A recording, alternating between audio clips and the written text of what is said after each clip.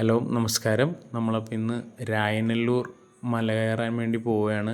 തുലാം 1-ാം തീയതിയായ ഇന്ന് വളരെ വിശേഷമുള്ളൊരു ദിവസമാണ് അവിടെ. അപ്പോൾ നമ്മളിത് കാക്കനാട് നിന്ന് പുറപ്പെടുകയാണ്.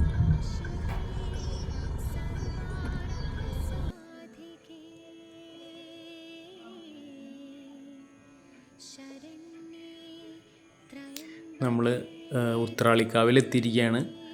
നമ്മൾ ഏകദേശം ഒരു 7 മണിയോട് ഉത്രാളിക്കാവിലെത്തി. നമ്മൾ ഉത്രാളിക്കാവിൻ്റെ പ്രകൃതി ഭംഗി വളരെ മനോഹരമാണ്. അതിപ്പോൾ എല്ലാവർക്കും അറിയാവുന്ന കാര്യമാണ്. അത്രയ്ക്ക് പ്രകൃതി കനിഞ്ഞിട്ടുള്ളൊരു സ്ഥലമാണ്.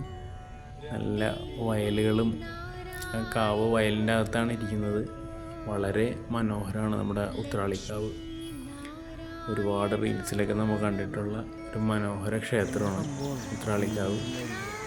അത് വളരെ ഭംഗിയായിട്ടാണത് മെയിൻറ്റെയിൻ ചെയ്തിരിക്കുന്നത്. നല്ല വയലും നല്ലൊരു ഗ്രാമാന്തരീക്ഷമുള്ളൊരു സ്ഥലമാണ് ഉത്രാളിക്കാവ്.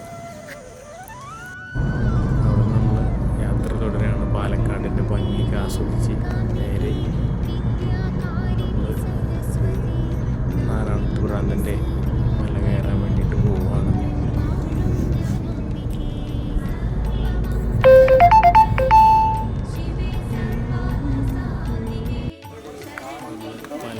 ആരംഭിക്കുകയാണ്. അത്യാവശ്യം ഇന്ന് നല്ല തിരക്കാണ്. നമ്മളവിടെ അന്വേഷിച്ചപ്പോഴൊക്കെ അറിഞ്ഞതെന്ന് വെച്ചാൽ കഴിഞ്ഞ പ്രാവശ്യമൊന്നും ഇത്ര ഉണ്ടായിട്ടില്ല. ഇപ്രാവശ്യം നല്ല തിരക്കാണ് അവിടെ അനുഭവപ്പെടുന്നത്.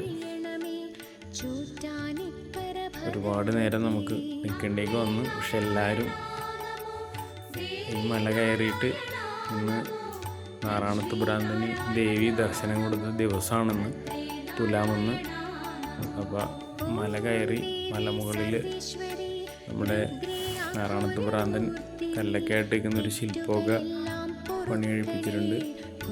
അതും ഇവിടെ നിന്ന് താഴേക്ക് നോക്കിയാൽ നല്ല ഭംഗിയുള്ള രസമുള്ള സ്ഥലമാണ്. വള്ളുവനാടൻ ഗ്രാമത്തിൻ്റെ നല്ലൊരു ഭംഗിയൊക്കെ അവിടെ കാണാൻ സാധിക്കും.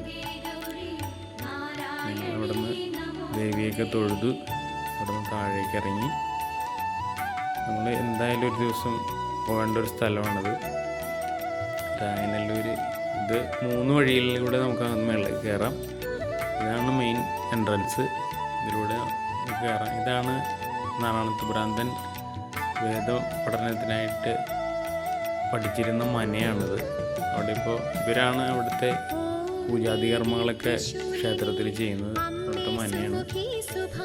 കോവിലുകളെല്ലാം ഒതുങ്ങുന്ന കോവിലിൽ കഴകത്തിനെത്തി നിൽക്കുമ്പോൾ കോലായിലിൽ കാലമൊരു മന്തുകാലുമായി തീകായുവാനിരിക്കുന്നു. തീർത്ത കൂനൻ കിനാക്കൾ തൻ കുന്നിലേക്ക് മേഘകാമങ്ങൾ കല്ലുരുട്ടി